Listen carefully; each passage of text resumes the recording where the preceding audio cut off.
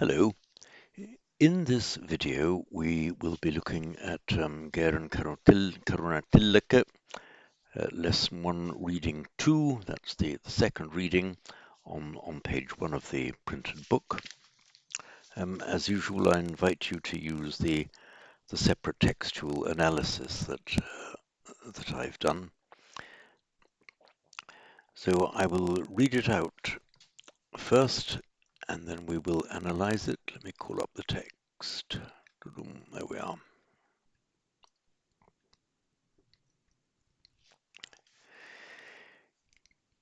Tam bhikkave adantang mahato anattaya samvattatiti.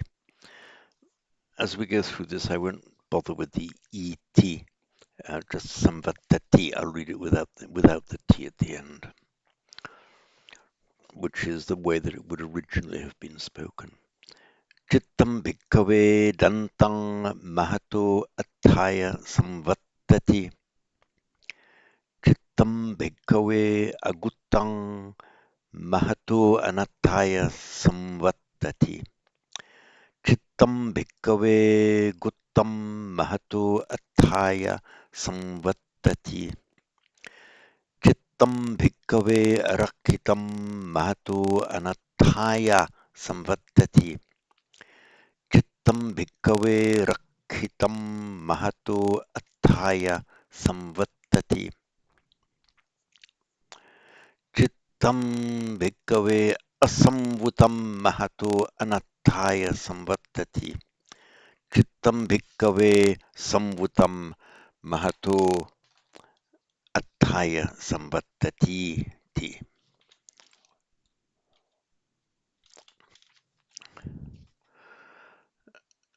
Now, as before, you'll see that there are several of these words that are marked with the double colon space and then the word in the text box below. These, as I've said earlier, are references to where that word appears and is more fully explained in the explanatory glossary. I won't be going through those explanations in detail in these YouTube videos, but I do invite you to look for yourselves if you want to do a deeper dive into the meaning of the words noted. And I will be taking a deeper dive in the live Zoom classes. So looking at the first sentence, Chittam bhikkave adantang mahato anattaya samvattati. By the way it's written here, samvattatiti, which is samvattati iti, the iti close quote. It's as if something else is being quoted, or if somebody else is writing this down and acknowledging it as a quote from what the Buddha earlier said. I've reproduced it here, which is how it appears in Ger and Karunatilleke, when we're just reading it out as if it's the words spoken by the Buddha. He wouldn't himself have put the T at the end of it, because he was enunciating those words himself. It's only put here to show that somebody else is quoting them for him. So chittam, commonly translated as the mind or the heart mind. It's a word, especially in Abhidhamma, with a number of technical senses. In canonical Pali, it tends to mean the heart mind, the thinking and, as it were, emotive part of ourselves. In Abhidhamma, it has specialized meanings that you have numerous, maybe even innumerable chittas arising and going moment by moment. In that case, it means a mental state. But here, clearly, it's incapable of meaning a mental state, because you can't guard and protect and restrain a tiny, short mind moment, but you can generally guide, control, and restrain the chitta, which is how we understand our mind or our heart mind in a more general, everyday sense. as opposed to the specialized Abhidhamma sense. So the mind, Bhikkhave, monks, this is the irregular vocative plural that we looked at earlier. The mind, O monks, sorry, we looked at it earlier, we dealt with in the grammar section. The mind, O monks, untamed, adantam. Now, adantam, this is from the root dum.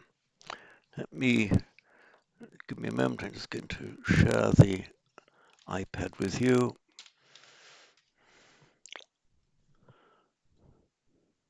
Here we are, iPad shared. Adantam, it's from the root dam, meaning to tame. And in fact, that word is cognate with our English word to tame. It's also cognate with the Latin word domus, meaning home, house or home. We have domestic and a domesticated animal. The original meaning of domus in Latin was the tamed area, the safe area. Remember, a few thousand years back, the world was a wild and dangerous place. You had your tamed area where you were safe, it was protected. You had tamed, domesticated animals living with you. So adantam, so dam, meaning to tame. It makes its past participle, and the standard way of making the past participle in Pali and Sanskrit is just to add ta to the root. So we get, I'm putting an asterisk here to show this is an intermediate form, we get dam, ta, but by standard phonetic sandhi, we get damta becomes danta. Again, the M wants to change to an N before T, and that is normal. So danta. So danta means tamed. And we negate that untamed with the negating ah, which you will have seen in the grammar. So adanta, untamed. This is a past participle, a passive past participle, meaning something that has been tamed. It is an adjective and therefore agrees with its noun. So danta, noun chittam is neuter. So we have the adantan chittang, the untamed mind. So here, the mind, O monks, untamed. By the way, the punctuation that you'll see in the edition here, the Garen Karunatilaka edition, it's got commas there. Of course, these commas were not used in Pali. They're simply put in by the editors for ease of reading. So the chitta, O monks, untamed. I mean, the chitta when untamed, or the chitta while in a state of being untamed, Mahato Anataya Samvattati. Samvattati means to lead to or to result in, to be conducive to something. It's from the root vrit, which is cognate, meaning to turn, basically. And it is cognate with the Latin root vert, as in to revert, convert, divert. So to revert, to turn back. We're using these words in English, so whenever we have a word in English with this vert, these from this Latin root, convert, revert, divert, invert, it's that same root as this samvartate in Sanskrit, samvattati in Pali. What's happened in Pali is that the rta of Sanskrit, so vartate, it's vartate, it precedes, it turns, often means just proceeds, goes along. Vartate, this rta of Sanskrit is retained in the Latin, but tr- mutates to a double T as usual in Pali. So vattati. Now, samvattati, it means to be conducive to something, to lead you to something, to result in it. So, chittam bhikkhave adantam, the mind or the chitta amongst untamed, samvattati, leads, is conducive to, results in, mahato anataya. This is the dative form, the dative that hopefully you may have studied by now, which is in the grammar on uh, page 5. You see that table halfway down, see the dative form, the in aya. The other adjective that you see there, mahato, that is also a genitive slash dative form. The genitive and the dative have become largely merged in Pali. I'll explain that in more detail on another occasion. But it means samvattati is conducive, leads to mahato anataya, to great, literally non-profit or harm, disadvantage, ill. This mahato, this dative, we see it in Namo Tassa Bhagavato Arahato Samma Sambuddhassa. It's that same genitive slash dative ending. Don't worry about the grammar of it yet. We will come to it quite soon. It's known as the consonantal declension. That's where the stem of the word, noun or adjective, ends in a consonant.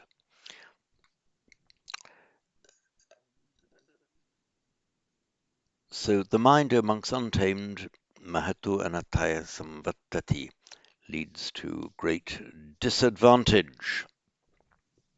It's the opposite of atta, which is the good or gain or profit. It also means the goal. It ultimately comes from the root ri, meaning to go. So the artha in Sanskrit, atta in Pali, means your destination or your objective, and by extension of meaning comes to mean profit or good or advantage. It's the same atta that we have in the first line of the Karaniya Metta Sutta. Karaniyam atta kusalena, goal skilled, by one who is skilled in achieving the goal. The second line, Chittam Bhikkhave Dantam Mahato Attaya Samvattati,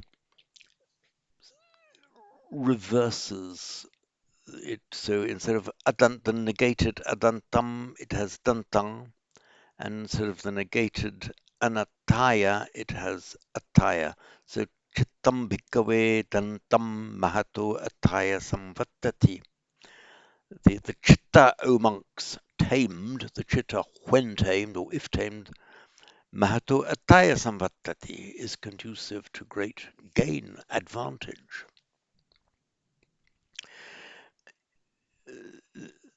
The sentence is then repeated with, or this each pair of sentences is then repeated with just a different word, starting off negated and then not negated. So, chittam bhikkhave aguttam mahato anataya samvattati.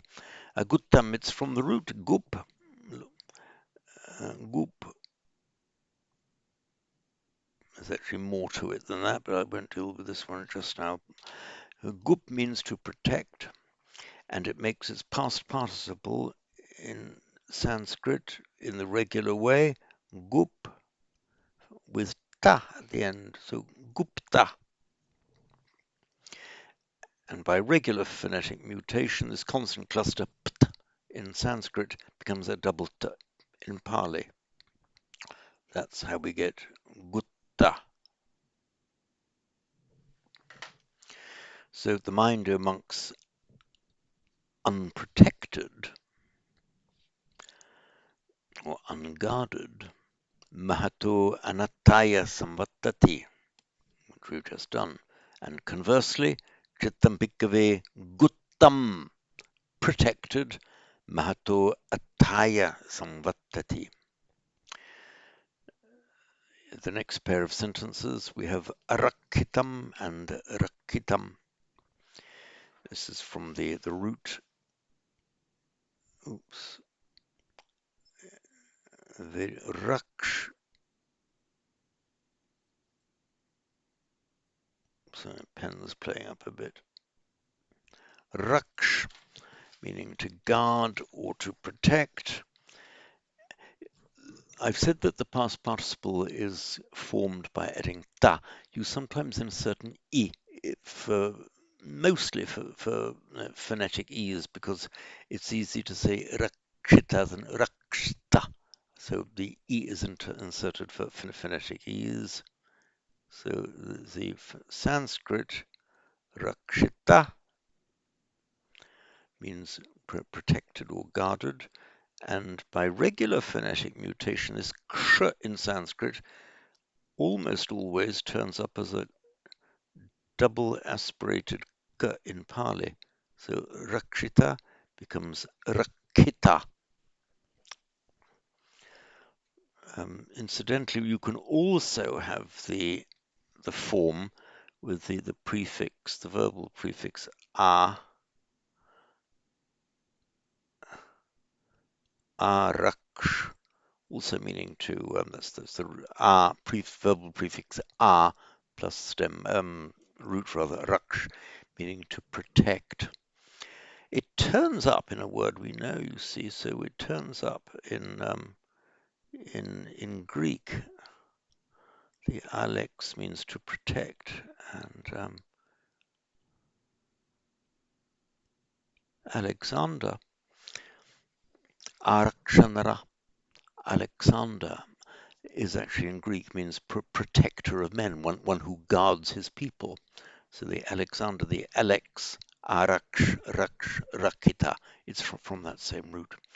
So the mind, amongst Rakitam, guarded or protected, Mahato, sorry, the previous sentence, Chittam Bhikkhave Arakhitam, the unguarded, unprotected, Mahato Anataya Samvattati. And conversely, Chittam Bhikkhave Rakhitam, Mahato Ataya Samvattati.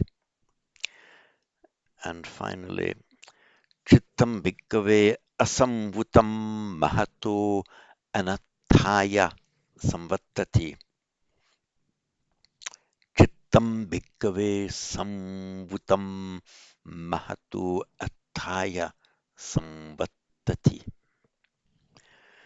This samvuta, there's a bit of a story there. It's often translated as restrained, guarded, um, controlled.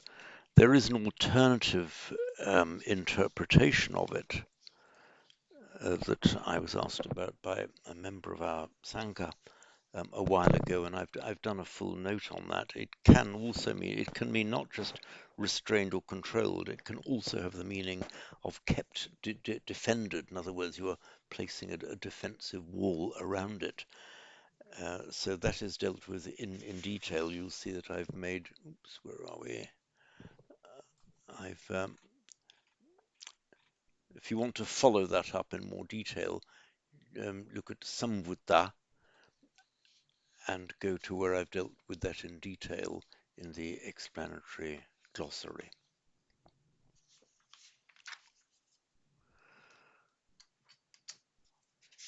So I'll read through that now just once more. And this time I suggest rather than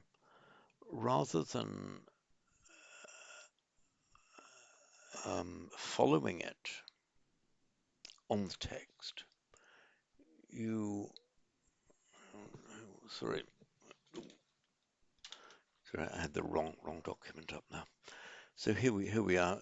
Rather than following it in the text, just see if you can follow it as I read it out, even with your eyes closed or just listening to the words rather than following them. Remember, of course, that the suttas weren't even written down at all for something like 400 years after the Buddha's death. So it's very, very much an oral tradition. So here we go.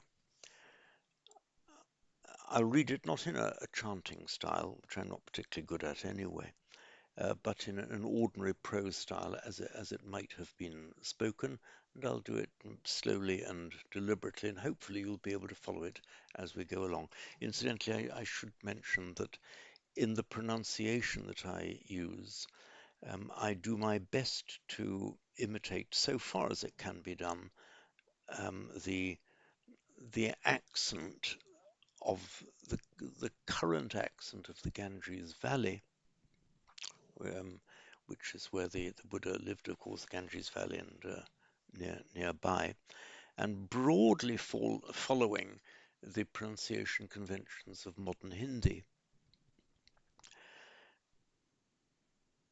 The question has arisen, how do we know how Pali was pronounced? Well, the answer is we don't actually know by hard knowledge, but we can have a pretty good idea.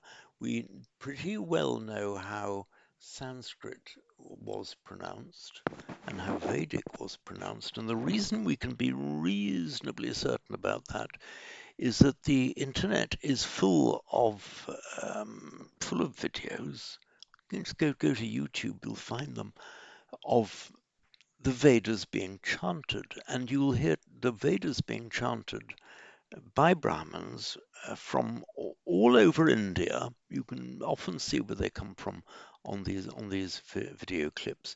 And the remarkable thing is that this oral tradition of chanting the Vedas was preserved, and very carefully preserved, because within the Vedic culture, how something was pronounced was treated as vitally important. These were sacred words, and it was the manner not of writing them that was irrelevant, how you wrote them.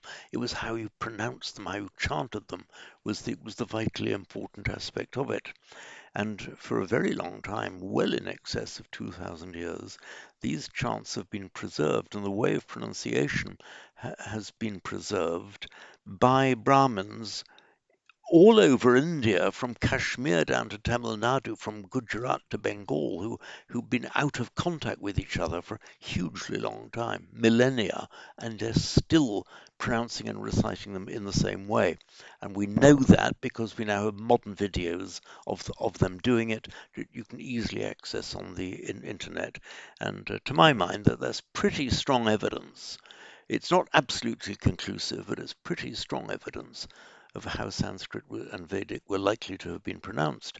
And there's no particular reason, to my mind, that to think that the pronunciation of Pali, certainly at the time of the Buddha, was substantially different. And Pali was a very close um, relative of Sanskrit. It was just one of the dialect forms of the language that was spoken at the time.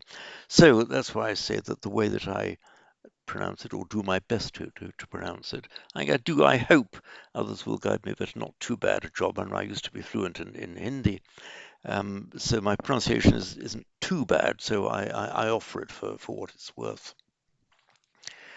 So chittam bhikkhave adantam mahato anattaya samvattati. Chittam bhikkhave dantam mahato attaya samvattati. Chittam bhikkhave aguttam mahato anattaya samvattati. Chittam bhikkhave guttam mahato attaya samvattati. Chittam bhikkhave arakhitam mahato anattaya samvattati. Chittam bhikkhave rakhitam mahato attaya samvattati. Chittam bhikkhave asamvutam mahato anattaya samvattati. Chittam bhikkhave samvutam mahato attaya samvattati. So that is all on this video.